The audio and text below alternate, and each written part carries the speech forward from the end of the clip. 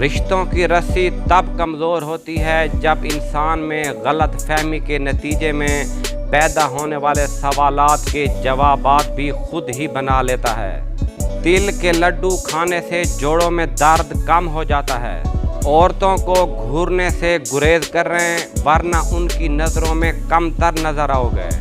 امرود کے پتوں کو چبانے سے منہ سے سمیل آنا بند ہو جاتی ہے۔ اگر آپ کو دعوت پر مدعو نہیں کیا گیا تو جانے کے لیے مت پوچھیں۔ الٹی آنے سے برف کھانے سے الٹی آنا بند ہو جاتی ہے۔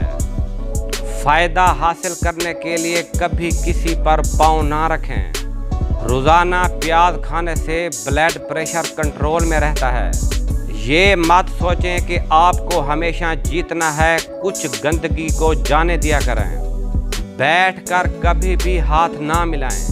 ہوس کو نظر انداز کریں، چند غلیظ لمحوں کے لیے کسی کو ذلیل نہ کریں۔ پے کرے دلربا بن کے آیا، روح ارض و سما بن کے آئے، سب رسول خدا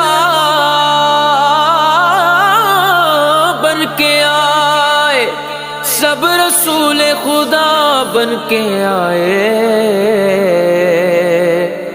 وہ حبیب خدا بن کے